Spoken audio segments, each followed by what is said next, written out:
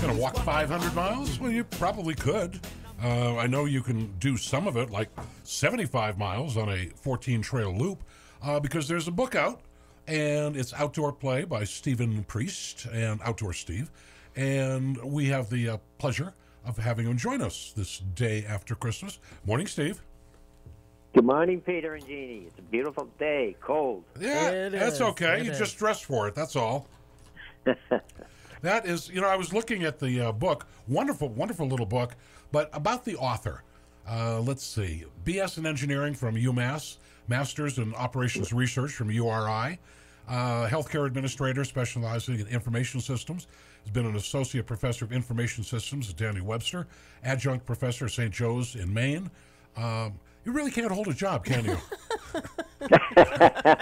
It's been fun.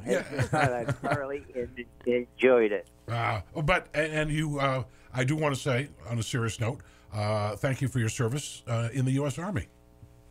You're welcome. No, appreciate that. Thank you very much. Very, very much. So it was an honor. Well, and again, less than 1% of the public steps up to join the military. So the 1% takes care of the 99% of us. The least we can do is say thank you. You're welcome. All right. What made you write this book, Sunapee-Ragged-Kearsarge Greenway Trail? Well, it's interesting. I belong to an organization out of New London, out of the Chapin Center, called Outdoor Recreation for Seniors. And every Tuesday throughout the year, depending on the weather, we hike in the summer and kayak. And it's through the Outdoor Recreation for Seniors, which we call ORFs, that I was introduced to the Greenway. And one of the trails went over Bog Mountain.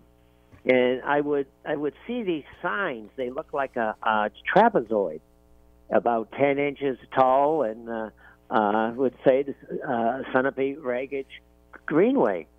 And so we hiked on it. And it was a good time. And then a couple of weeks later, a friend called me, Jim was his name, and he asked me if I wanted to hike another trail. I said, sure. So I started hiking this Greenway trail. And this trail, as you said, is 14 trails for 75 miles, and it started in 1980. And all of a sudden, through the outdoor group, we went and did 2 or 3 other sections of the trail. Pretty soon, I had 5 trails under my belt, and I said, what the heck, I might as well do the rest of them. Sure. And after each trail, I would put together a video. I'd put together a video of the experience on the trail. And so pretty soon I had enough, when I got through with the 14 trails hiking them, and I had all the videos and the write-ups, I decided to do another book on the Sunapee-Ragged-Kearsarge Greenway Trail. Wow. So I made a book, and then since I had all the videos, I also did an e-book on it. I'll be darned. Now you talked about the ORFs, the people at the Chapin Center. How do you convince seniors that you can do these trails? You don't have to be in Olympic shape to do it, but to get them back outside when maybe at a point in their life they want to become more sedentary. How do you point them in the other direction? Well, you have to want to think young. People talk about old people. I have no idea what old people is, and I don't hang around old people. Okay, and I hear you. I'm sure you have met people. They talk about how old they are and they can't do that, but the only way is to make things happen. And I have a saying of never say I wish I had. And with all the hiking and kayaking and things I have done, I got that from Henry David Thoreau in his book, Walden. Yep. People asked Thoreau why he went into the woods and hiked and canoe. He says, when I come to the end of my life, I never want to say I wish I had been in the outdoors. And so I sort of took that expression, and of all the books I've written, that expression is throughout the book. Never say I wish I had. And that's why I hike and get outside with my fellow seniors. Yep. And we don't think about how old we are. We just think of, well, let's get out there and enjoy being outside. You got to have a positive mind and never say, I wish I had.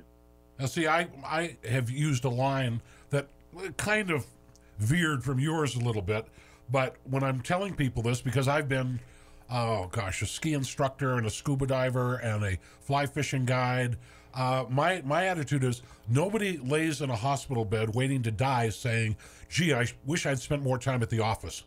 Nobody says that. And that's correct. And that's my attitude. It's like, come on. We're only here for a certain amount of time. Get out and enjoy it. Amen to that. And it's so much fun. It makes you feel good. You meet friends.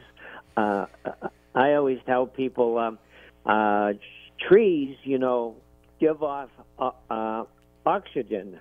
And us humans, we give out carbon dioxide.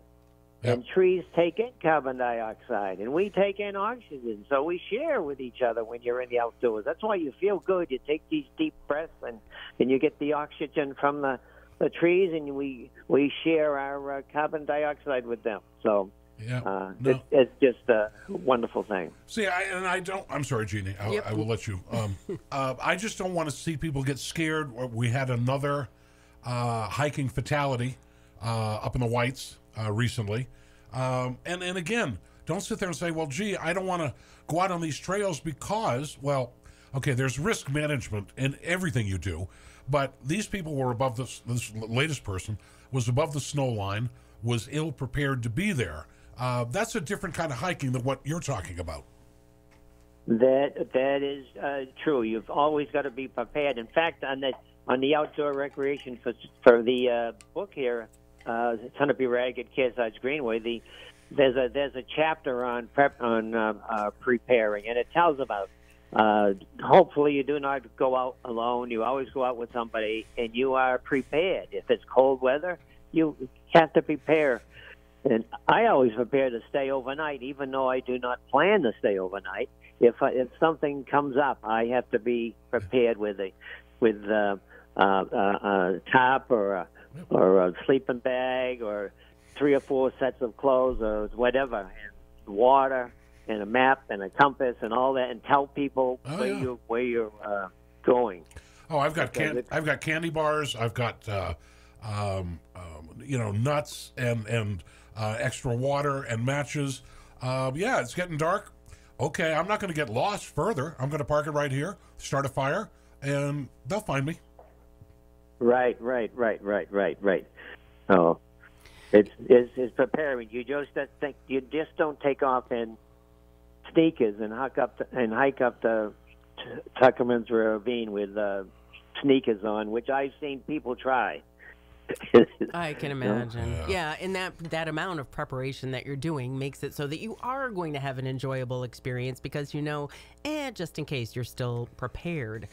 Now, in the winter, are you still going out and what are you doing to enjoy the outdoors? How does that change your pursuits at all if we have weather like we're having now? Well, you have to dress for it. And if there's snow on the ground, there are times where there's ice and snow, so we put spikes on our feet. Mm-hmm. If the snow is steep, we wear snowshoes.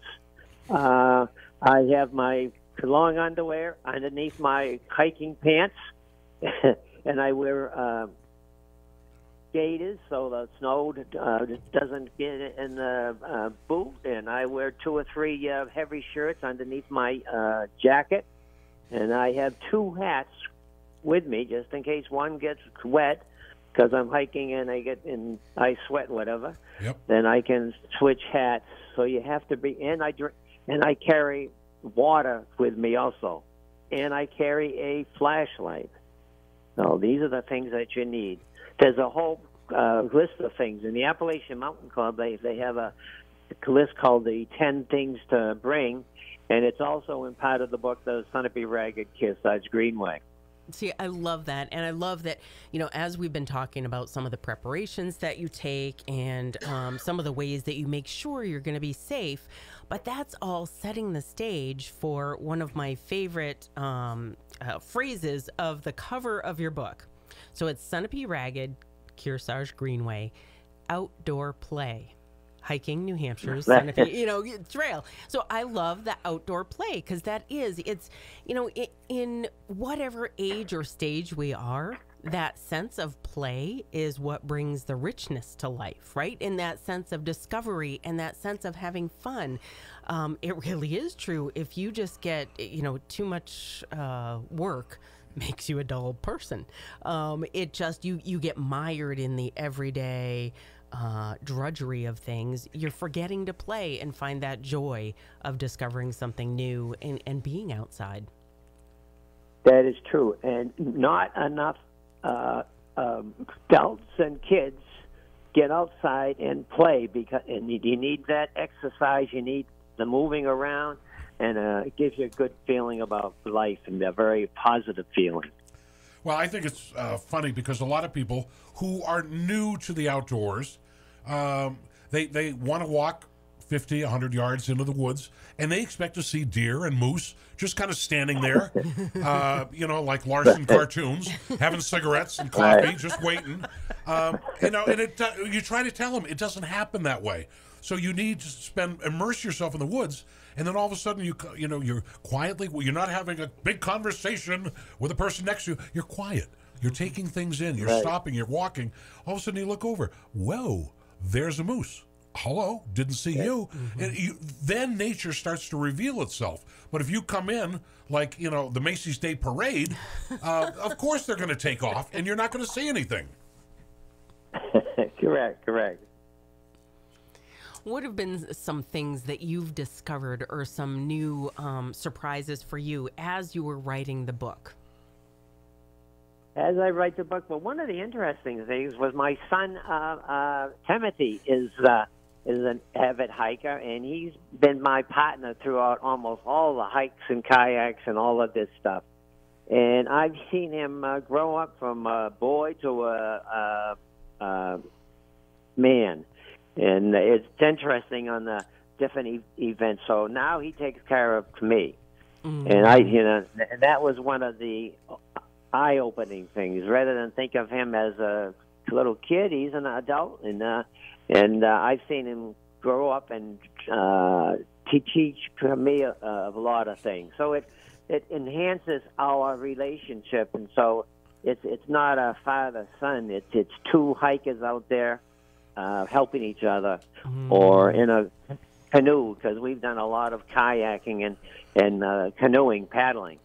And it's given me a lot of insights into my son. And I also have another son, and he comes with us once in a while.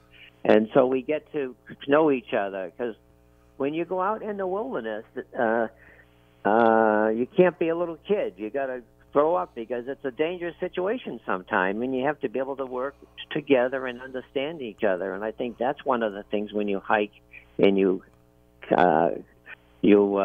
paddle together and do outdoor trips comes about. And that's been the biggest enlightenment to me. So do we have another paddling or hiking book in the works? Well, how I get my books here, I have a blog on my website, which is outdoorsteve.com.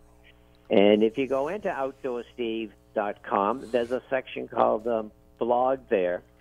And every time I take a hike or a paddle, I write it up, and I do a video on it also. Oh. And so when I get about a year's worth of blogs, I say, oh, it's time for another book. and I take the blogs, and then I convert them to text and in ebook, and then all of a sudden I have another book. Wow. So right now, I am not in the. I've still got a couple of months to go, I guess, of outdoor adventures. I'm starting to do a lot of rowing. I belong to the Lake Sunapee Rowing Club. Okay. And so there's a lot of adventures coming up in the different regattas, hopefully, that I'm going to be able to participate in. And then I'll turn that into a blog or whatever. Well, when the regatta comes up, let us know so we can cheer you on. Okay, that sounds good. Well, you know, I want to take back what I originally said. That obviously you can't hold a job. It's good that you can't hold a job because you wouldn't have time to do all the stuff that you really love to do. I don't know how I ever did when I worked, but it happens. It happens. You have to make things happen and never say I wish I had. That expression which I explained, I started to use it after I would invite friends, like to go on a week kayaking trip with me. And they would say, well, I have to mow the lawn, Steve, or I have to paint the house. And so I said, okay. So my son Tim and Sean and myself and a couple other friends would go on these trips. And when I get back, I'll put together a video.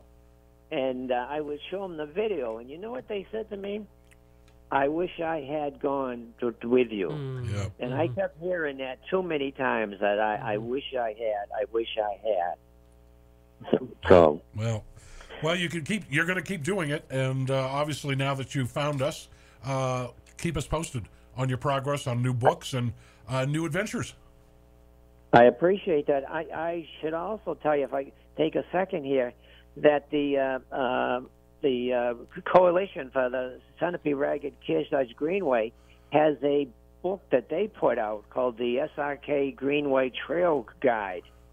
And I got permission for them to use that in my book because I use their trail guide all the time, because their trail guide is a turn-by-turn hike. So when you go out and hike, you take a left here and you take a right here and you look for this and look for that. Versus the books that I put out complement that, because I do videos and everything. And if you get on the website and you have the book, then you can see what it's like. You can hike with Outdoor Steve through these videos and ebooks that are available on OutdoorSteve.com. OutdoorSteve.com. OutdoorSteve.com, and you go in there, and there's all kinds of things, and pretty soon there might be another book, as you mentioned, Peter. But right now, I don't have anything in mind, and these things just happen when I get enough blog posts. All right. Well, Steve, we appreciate the time, and I look forward to chatting with you again. Peter and Jeannie, it was my pleasure. All right. Thank you very much. Have a great one. Thank you. Happy New Year. Yes, Happy New Year. All right. Happy New Year. Thank you. And get out there and hike. Okay. Take a hike. That's right. Go get lost. Yeah. Steve, thanks a lot. Thank you very much. On that note. And you have a super show. I listen to it all the time. My wife and I have 99.7 set on our radio. You keep Good this man. up, you're going to get invited back. That's all. Exactly. Yeah. All right. Stay well. Thank you very much. On that note, we're going to take a Okay, break. We'll be back with more right after this.